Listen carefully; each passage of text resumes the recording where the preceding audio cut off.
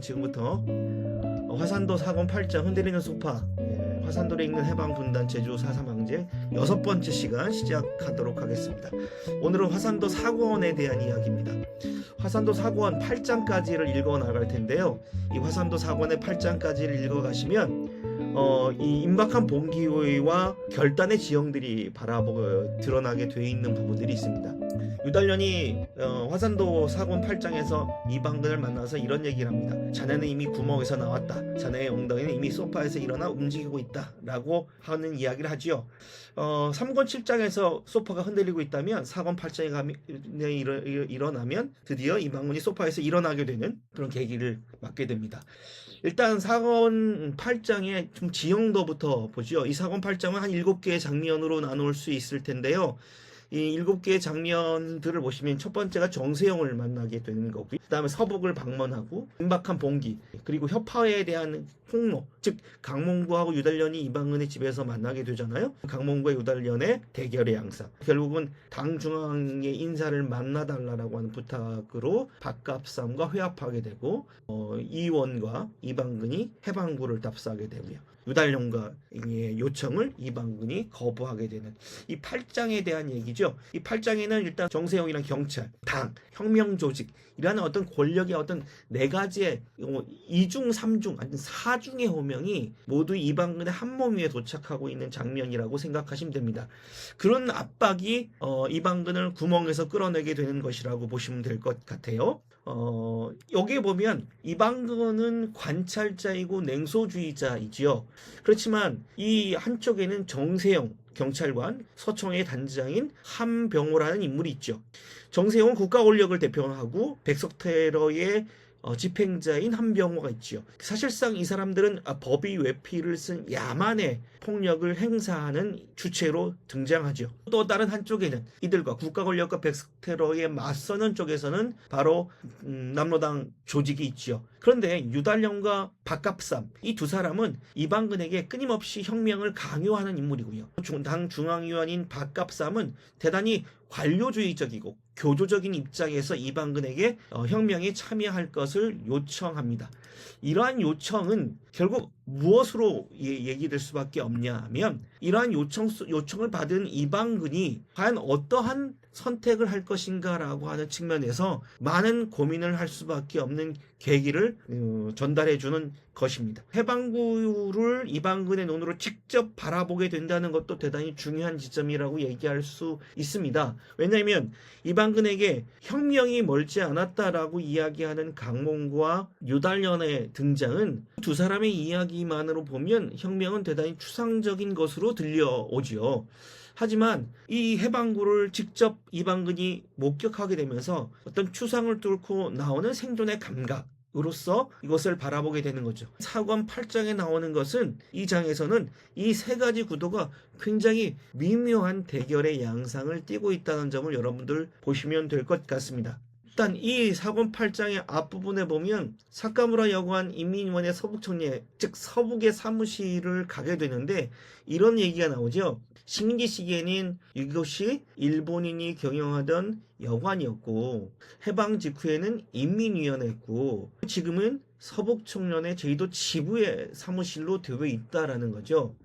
실제적으로는 사카무라 여관과 인민위원회와 서북청리의 제주도 지부가 역사적 실증으로는 같은 건물이 아닙니다. 그렇죠? 여러분 아시겠지만, 하지만 이 소설 속에서는 하나의 건물에 사카무라 여관, 즉 식민지의 기억과 해방 직후에 민중의 열망이 타올랐던 장소, 지금은 서북청년단의 제주도 지부가 있는 장소가 겹쳐 있는 것으로 이 소설에서는 묘사하고 있습니다.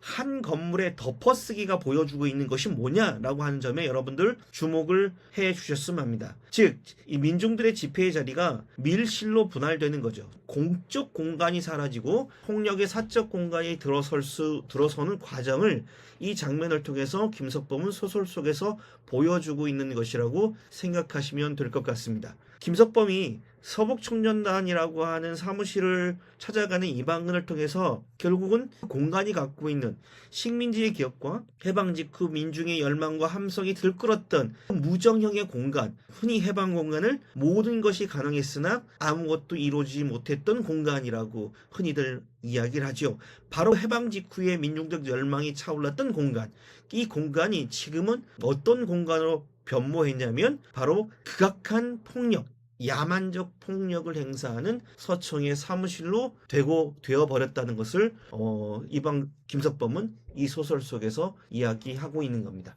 그리고 이 소설 속의 문장을 따라가다 보면 이런 문장을 여러분들 만나시게 될 겁니다.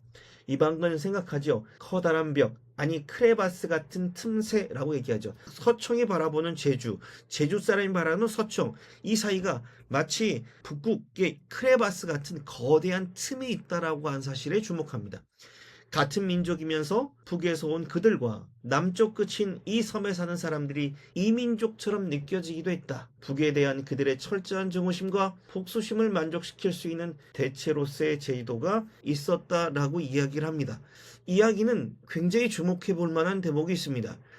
서북청년단이 그렇게 정말 극악한 폭력을 행사할 수 있었던 이유가 뭘까라고 하는 점들을 정말 해명해야 되는 지점이라고 생각합니다. 어떻게 사람이 사람에게 그런 폭력을 행사할 수 있었을까라는 것이죠. 여러 가지 원인을 찾고 이유를 찾고 동기를 찾습니다만 그 중에 하나는 서북청년단이 제주에 왔을 때 제주 사람들이 하는 그 낯선 언어들, 마치 이민족의 언어처럼 받아들였다라고 하는 증언들, 그리고 그런 것들이 결국은 폭력적인 결과로 분출되었다라고 하는 분석들도 하고 있거든요.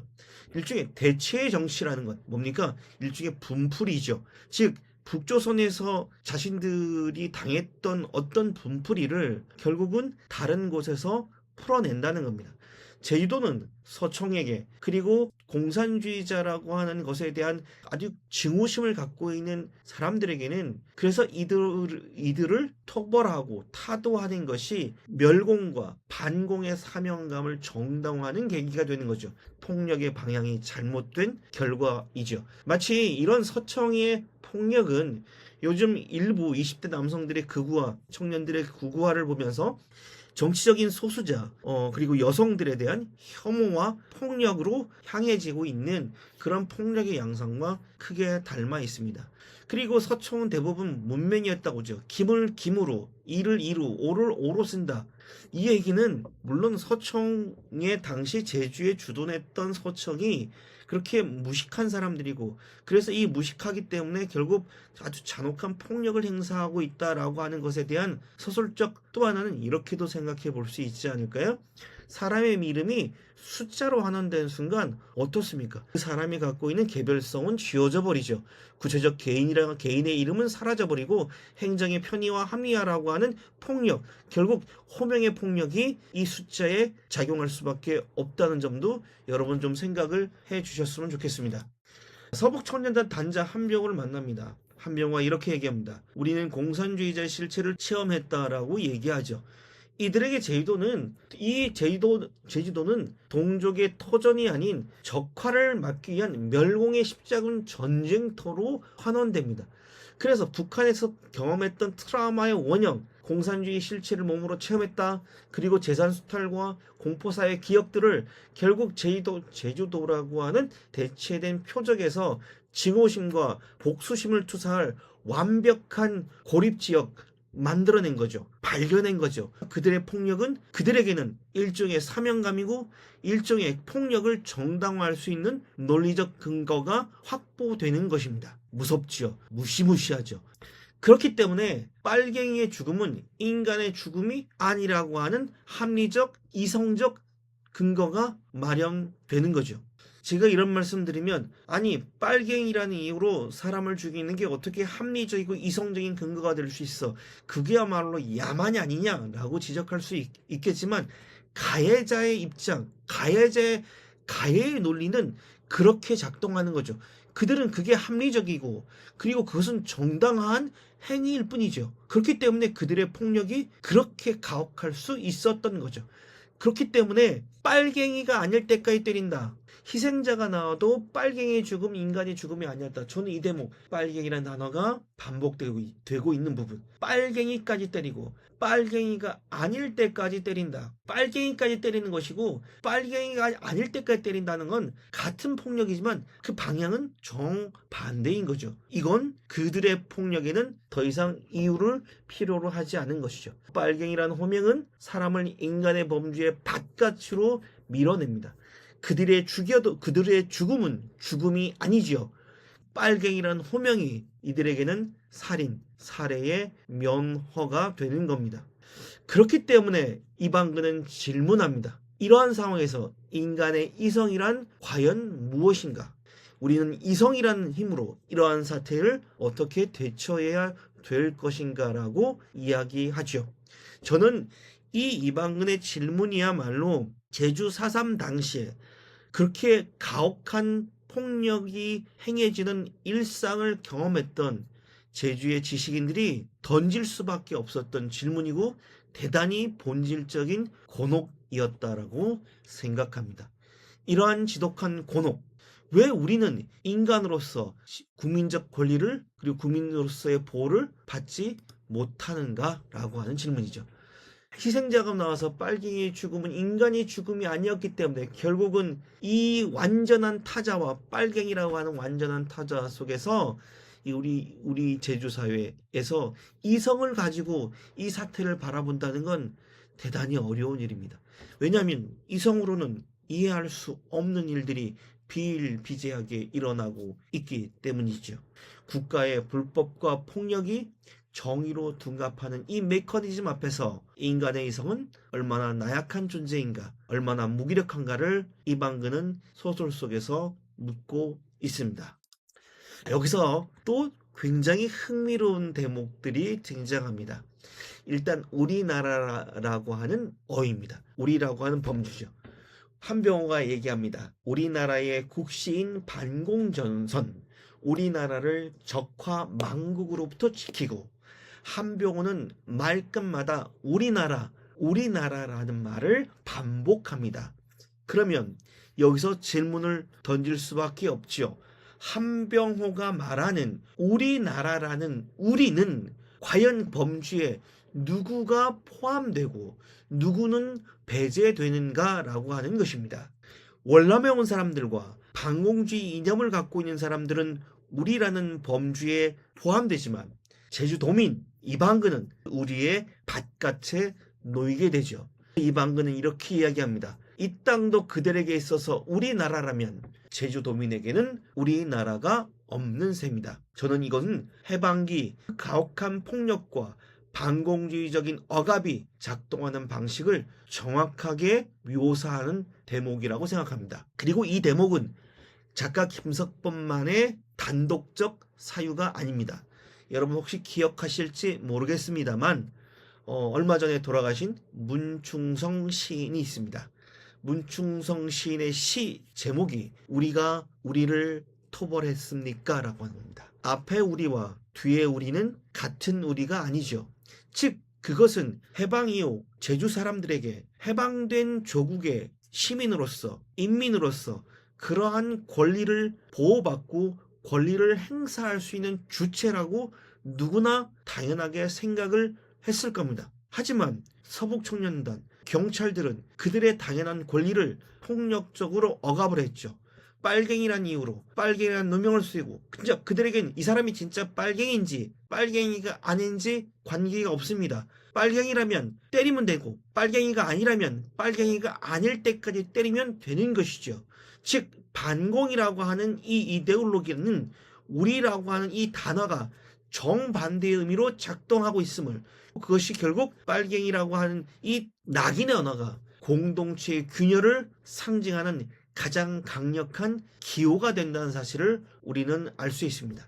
그래서 반공은 단지 이념이 아니라 한 집단의 자리를 다른 집단의 자리 위에 덮어쓰는 일종의 정치이죠. 저는 이런 사회적 병리 현상을 제주도민들이 집단적 트라우마로 지니고 있었기 때문에 우리라고 하는 공동체가 언제든지 우리라고 생각했던 믿음을 언제든지 뒤집을 수 있다라고 하는 이 불안감 속에서 제주 사람들은 오랫동안 트라우마를 경험할 수밖에 없었다라고 생각합니다. 여러분들은 어떻게 생각하시는지요? 그리고 이제 나옵니다. 일주일 이내에 봉기가 일어날 것이다 라고 하는 말을 하죠.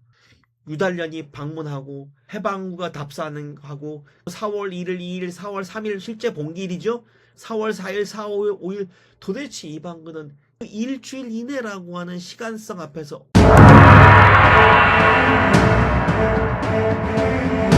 얼마나 많은 고민을 합니까? 그죠? 마치 불확실한 거죠. 시한폭탄 같은 확정성, 불확실하지만 그것이 터지는 순간 모든 것을 뒤집어 버리는 시한폭탄이 됩니다. 이 불확실성과 확정성을 동시에 지닌 일주일 이내라는 시간성, 이 모순된 시간성이 이방근의 신체를 짓누릅니다. 이방근은 이렇게 이야기하죠. 아직 오지 않았으나 이미 와 있다라고요. 이런 신체적 감각 속에서, 시간적 감각 속에서 이방근은 고민할 수밖에 없죠. 일방적인 제공입니다. 일주일 이내에 무장봉기가 일어난다는 기밀을 이방근의 요구 없이 일방적으로 던져버리죠. 던진다는 건 인위적으로 공범의식을 형성하는 거죠. 이방근을 뭐라고 얘기합니까? 유다련은 자네를 동지로서 신뢰하기 때문이라고 이야기합니다. 이건 강제로 이방근을 혁명의 서사 안으로 편입하려고 하는 시도지요. 이 강제로 혁명의 서사로 편입했기 때문에 부채의식이 있어서 청구를 하는 거죠. 아무런 대가도 치르지 않고 정보를 받아들일 수 없다.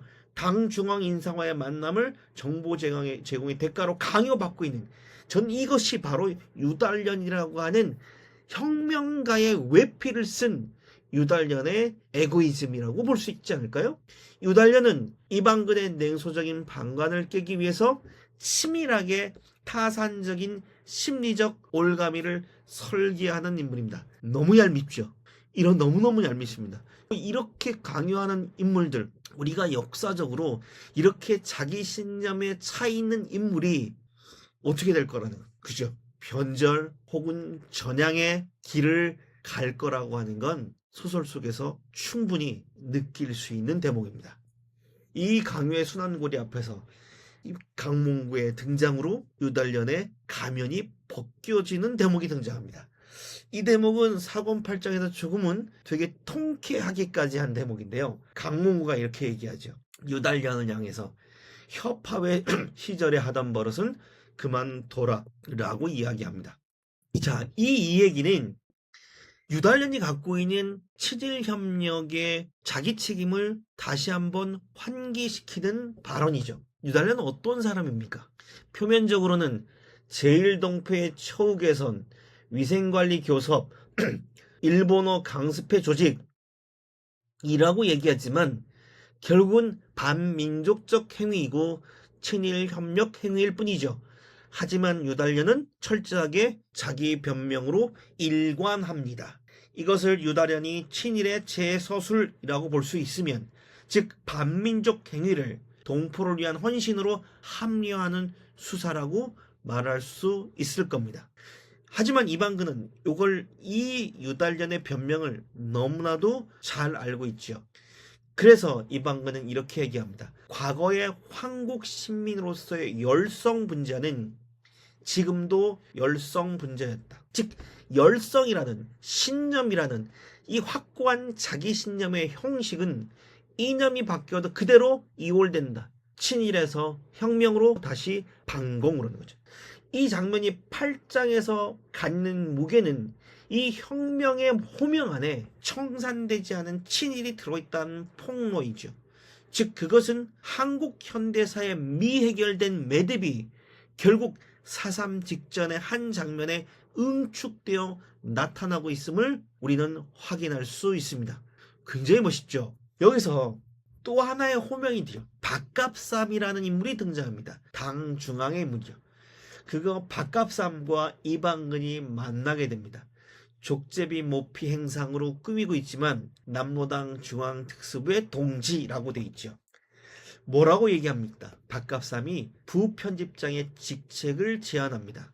이걸 조직적인 배려라는 말로 표현을 하죠. 그러면서 이렇게 얘기합니다. 당 중앙은 이동지의 건강에 깊은 관심을 갖고 있습니다. 이방근 동지의 정치적 생명은 당이 존재하는 한 앞으로 영원히 보장할 것이랍니다. 이 말을 들은 이방근은 이렇게 치고 나갑니다. 조국. 당이 곧 조국이라면 얼마나 추상적인 말인가. 조직적 배려라는 말은 결국 그 이면은 사실상 일종의 거래가 아닌가. 당 중앙의 신뢰라는 말을 듣는 순간 혐오감이 앞섰다라고 합니다. 저는 이 대목을 유심히 바라볼 필요가 있습니다.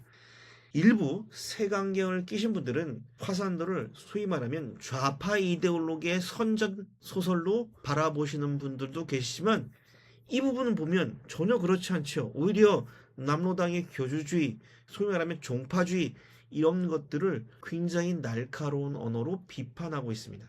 이런 상황 속에서 이방근은 자신의 실존, 즉 존재론적 본질을 어떻게 지킬 것인가, 어떠한 선택을 하는 것이 자기의 존재론적 본질에 부합하는 것인가에 대한 고민을 하지 않을 수가 없는 것이죠.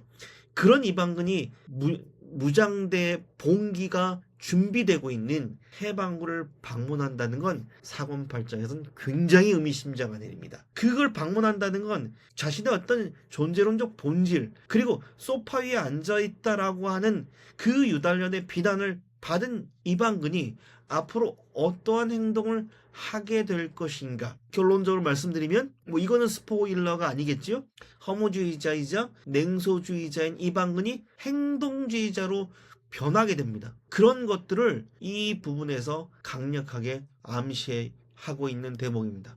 하나하나 따져보니까 너무 재밌죠. 당과 조국은 이동지를 신뢰하고 이동지에게 일을 맡겨 능력 발휘를 요구하고 있습니다.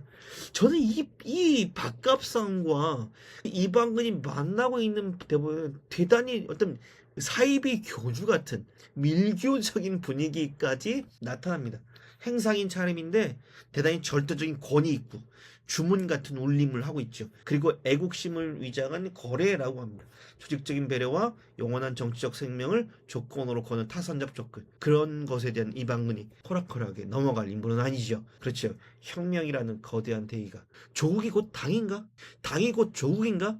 그들이 말하는 조국이라는 게 과연 민중들이 이야기하고 하는, 그리고 해방 이후에 해방된 조선의 인민들이 요구하는 진정한 조국인가? 라고 하는 의구심을 이방근은 명백하게 이 대목에서 표출하고 있는 겁니다. 그러니까 보세요. 극우, 극좌 이렇게 표를 좀 나눠 보도록 하겠습니다. 한쪽에는 서북천년단 한병호가 있고요. 한쪽에는 박갑삼과 유달년이 있죠. 이 극우는 맹목적인 반공주의로 무장했습니다. 그리고 그들의 뒷배는 미군이죠. 이 왼쪽에는 혁명의 당위성을 주장합니다. 그리고 당이 꼭 조국이라고 하는, 즉 당 그 자체를 대단히 신앙화하는 거죠. 무류라고 되어 있는 무오류라고 보시면 됩니다. 무오류. 그리고 그들에게 빨갱이는 박멸해야 될 대상입니다. 그리고 극좌의 입장에서는 이 민중은 혁명 수행을 위한 도구와 대의를 위한 수단일 뿐이죠. 그들은 또 무법적 폭력, 그리고 의심에 찬 적대감을 가지고 있습니다. 그리고 한쪽에서는 교묘하게 심리적 부채감을 조장하죠. 그리고 관료주의적인 입장에서 강요합니다. 이 양극단, 이 공통점이 뭡니까? 이 양극단 사이에서 이방근이라고 하는 개인이 지니고 있는 존엄, 인간적 존엄은 사라져버리죠. 오히려 이념의 재단 위에서 인간을 소모품으로 사용하고 마는 거대한 폭력 기계 장치가 되어버리는 겁니다. 이렇게 그와 극자를 동시에 비판하고 있는 소설을 어떻게 이데올로기, 좌익, 그리고 남로당의 모험주의를 옹호하는 소설이라고 볼 수 있겠습니까? 전혀 아니죠. 그렇게 말씀하신 분들은 제가 보기에는 이 화산도를 읽어보지 않고 김석범이라는 작가가 한때 조총련 몸담고 있었다라고 하는 개인적인 이력을 가지고 공격하고 있는 것 아닌가라는 생각을 해봅니다. 예.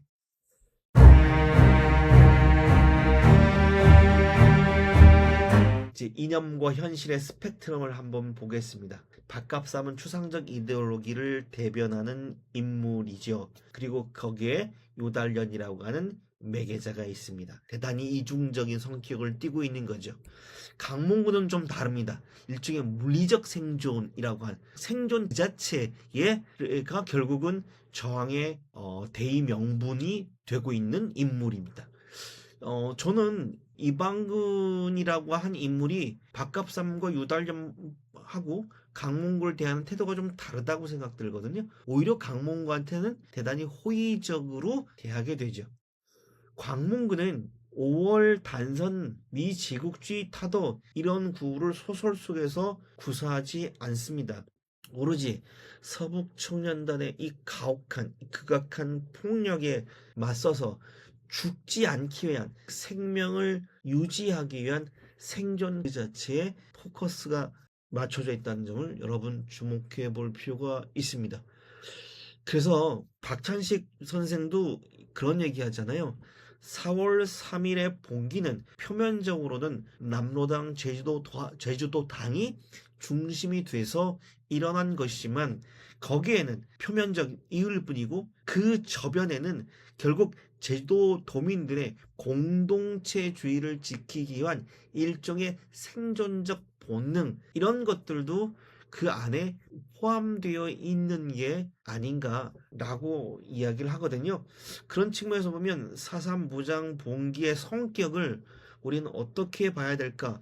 결국은 김석범은 현경이 제주도우다라는 소설에다 보여준 것처럼 공동체주의적인, 즉 제주라고 하는 공동체를 지키기 위한 자위적 저항으로서 4.3의 무장 봉기를 의미부여하고 있다는 걸 여러분들 염두에 두실 수 있습니다. 파업이나 데모 같은 거 뭐 할 수 있나?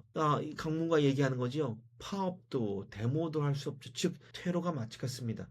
일상적 저항이 완벽히 봉쇄당한 상태죠. 가만히 앉아 있으면 죽음은 예정되어 있습니다. 죽음을 피할 수 없다는 거죠.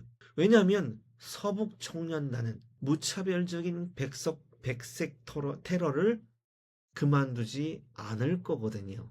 그래서 혁명이라는 어떤 거창한 대의 이전에 숨을 쉬고 살아가기 위한 최후의 발버둥으로서 그 원초적 방어로서의 무장봉기의 필요성을 강문구가 이야기하고 있다는 이 대목, 저는 작가 김석범이 어찌 보면 강몽구라고 하는 조몽구라고 한 실제 인물을 모티프로 하고 있지요. 조몽구 오성천의 소설에서도 조몽구라고 하는 인물을 모티프한 작품이 있습니다. 4.3 당시 무장봉기와 관련해서는 대단히 온건한 입장, 즉 나이가 좀 있었기 때문에 지금의 무장봉기를 하는 건 굉장히 큰 폭력으로 되돌아올 수도 있고 승산이 없을 수도 있다라고 하는 입장을 취했던 사람으로 여러분 알려져 있는데요. 이 강몽구의 입장을 통해서 어찌 보면 김석범은 이런 원초적인 최후의 공동체주의적인 자위적 저항이라고 하는 부분에 방점을 찍고 있는 게 아닌가 이렇게 이야기 드릴 수 있습니다. 그리고 또 하나 4권 8장에서 굉장히 재미있는 대목이 등장합니다. 바로 산간부랑 이방근, 이우원, 강몽구, 남승지가 어디 갑니까? 결국은 해방으로 가게 됩니다. 여기서 해방 가면 뭐야? 쇠창도 만들고 죽창도 만듭니다. 일종의 제주에서 벌어졌던 민중분기의 전통에서 샀죠. 그래서 보면 옛부터 내려오는 이재수의 난이 전통을 잇는 이런 부분들 나오고요. 그리고 여기서 보면 관념이 아닌 육체가 그 힘에 꽉 옥죄 있는 것 같다. 이게 즉 대장장이가 쇠창을 만들고 죽창을 만들 때 그 근육 힘에 육체의 이방근의 시선이 다가가죠. 그래서 이런 얘기를 합니다. 관념이 아닌 육체가, 즉 해방구를 이방근이 방문한다는 거는 결국 한 달 전 서재 소파에서 들었던 무장봉기가 비로소 구체적으로 눈앞에 가시화되는 순간이죠. 그걸 관념에서 육체로의 전환이 이루어지고 있는 사건이 해방구 방문이라고 이야기할 수 있겠습니다. 이방근은 원래는 소파에 파묻혀서 그냥 정말 잠을 자고 있는 거나 마찬가지죠. 일종의 도피구, 회의주의자고 냉소주의자입니다. 근데 유달년이 알려줍니다. 일방적으로 통보하죠. 유달년이 일방적으로 봉기가 일어날 거다라고 하는 걸 알려주기 전만 하더라도 대단히 냉소적이고요. 근데 이방근은 유달년을 만나서 자기가 원하지도 않았는데 유달년이 이 혁명 봉기에 대한 정보를 전달해 주지요. 그리고 이렇게 얘기합니다. 이런 얘기하죠. 이런 거 보면 유달년은 이방근도 유달년이 어떤 인물인지를 정말 잘 알고 있는 것처럼 유달현도 이방근이 어떤 성향의 인물인지를 너무나도 잘 알고 있는 것 같습니다. 그래서 두 사람이 서로를 잘 알고 있는 것 같아요. 그러니까 그렇기 때문에 유달년이 이렇게 던져버리죠. 그러면 뭡니까? 이방근은 심리적인 압박감을 느끼게 되고 그리고 어떤 예감을 하게 되죠. 그런 예감 속에서 결국은 산간부라고 결국 갈 수밖에 없습니다. 한라산에 있는 해방구를 찾아가게 되면서 추상적인 관념이 육체를 옥죄는 돌처럼 분명한 현실로 전환된다는 점을 여러분들은 이 대목에서 확인할 수 있습니다. 굉장히 재밌지 않습니까? 하나하나씩 뜯어서 읽어볼수록 재밌습니다. 여기 보면 발목에 모래주머니를 매달고 뛴다. 돌담을 가볍게 도약한다. 그리고 이방근이 본 풍경 봄이 뭐라고 나타나 있습니까? 소설 속에서 밝은 햇빛과 반짝이는 공기의 막을 통해 바라보는 그 움직임은 총 대신 쇠창 포복 전진하고 발목에 모래주머니를 매달고 풀고 나면 발에 날개가 돋친 것 같고 1m에서 1.5m의 돌담을 가볍게 도약하고 이런 모습을 보면서 영화를 보고 있는 듯한 혹은 야외극장의 무대에서 인간이 움직이고 있는 듯한 비현실적인 느낌이다. 이때 비현실적인 건 일단 이런 부분들은 대단히 역설적인 거죠. 너무 가깝기 때문에 비현실되는 겁니다. 즉 이건 뭘 얘기합니까? 이방근이 직접적으로 쇠창을 던지거나 죽창을 들거나 현실 참여의 방법은 아니라는 겁니다.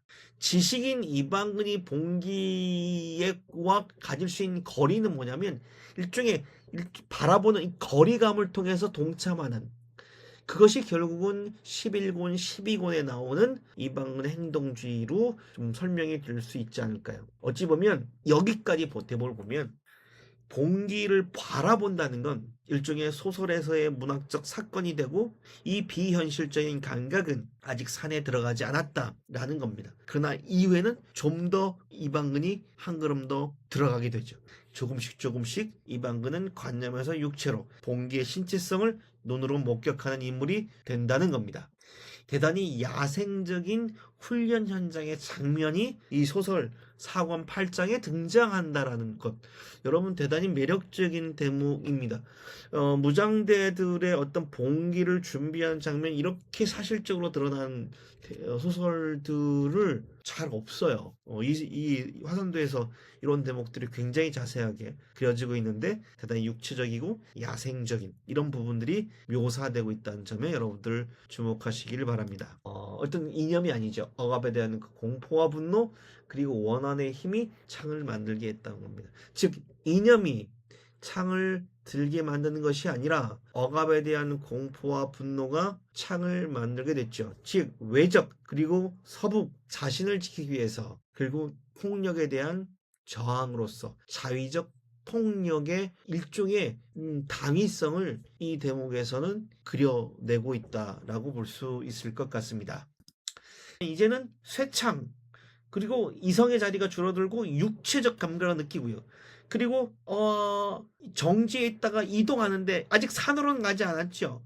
일어났어요? 일어나긴 났습니다. 즉 성 안과 산 사이에 그 어느 지점쯤에 이방근은 나와서 지금 서 있는 것이죠. 이런 부분들을 끊임없이 추동해 나가는 그 힘, 그것이 그리고 이제 드디어 중요한 얘기했습니다.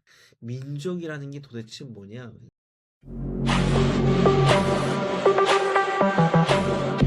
이방인이 최종적인 각성이 일어납니다. 민족의 피가 동족을 의미하지 않는다. 그건 환상이다라는 얘기합니다. 아까 우리나라라고 하는 우리라고 하는 단어의 반복句. 그러니까 우익과 좌익이 만들어낸 이념의 이 혼돈 속에서 같은 언어와 핏줄을 나누는 사람들이 서로를 적대시하게 되는 거죠. 그러니까 이데올로기라고 하는 것이 결국 살육의 역학이 될 수밖에 없는, 그렇게 살육의 역학으로 전락하게 되고 하나의 민족이라고 하는 게 일종의 허상이 됩니다. 그러면 화산도 사고에서는 묻는 겁니다. 거대한 역사적 폭력을 지나가고 있는 이방인의 그리고 그 발걸음 아래 놓여있는 거대한 크레바스.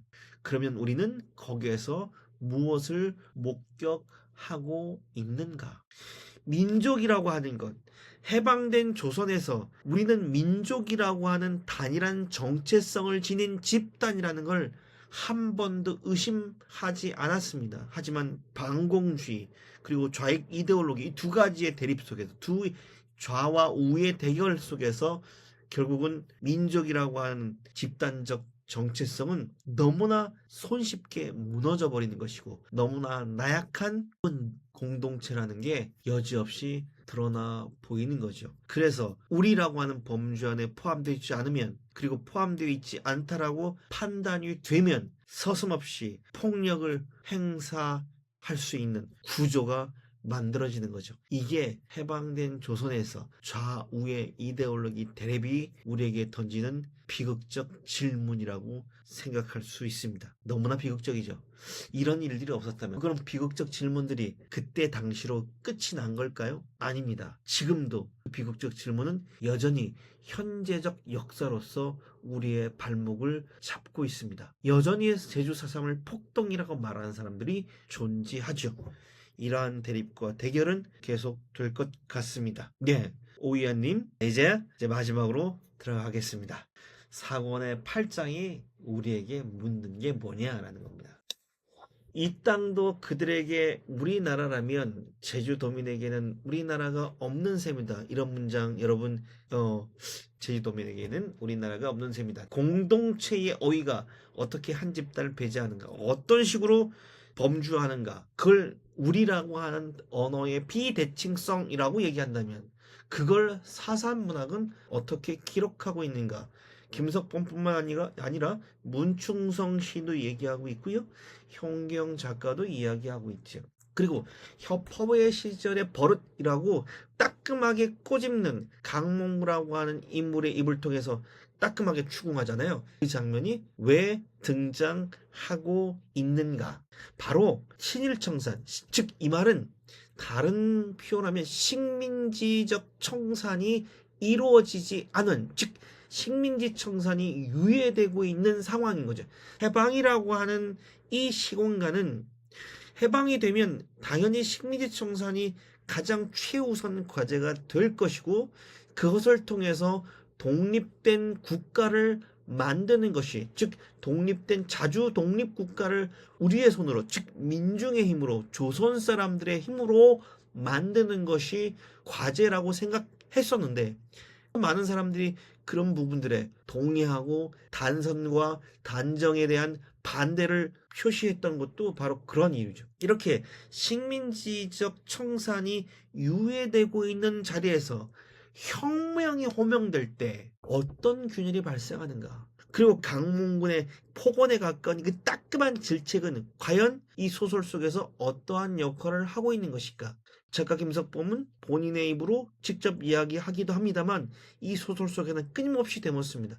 해방이라는 시공간에서 가장 시급하게 행해졌어야 되는 과제는 바로 식민지적 청산, 식민지 청산입니다. 근데 그게 이루어지지 않았기 때문에 결국은 해방이라고 하는 것이 또 다른 점령으로, 그리고 또 다른 대결의 구도로 변모해 버렸다는 것, 그 부분을 이야기하고 있는 것이죠. 또 하나는 이방근이 훈련 풍경을 영화처럼 본다는 건 결국은 관찰자의 거리감을 이야기하고 있는 대목이라고 생각이 듭니다. 이방근이 훈련 풍경을 영화처럼 본다는 게 의미는 관찰자의 거리감을 말씀드렸죠. 그리고 김석봉이 본다와 들어간다. 보는 것과 산으로 들어간다. 이 위치의 차이가 뭐냐? 그리고 당중앙의 호명과 서북의 호명은 어떻게 닮고 어떤 부분은 다른가? 유달년이 구멍에서 나왔다는 표현은 과연 정확한가?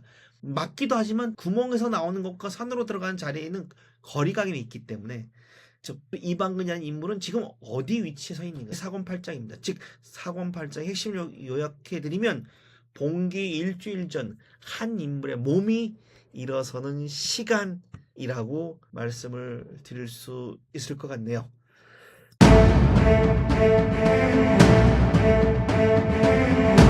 여러분 어떠셨는지요? 오늘 화산도 사권 8장까지 읽어갔고요.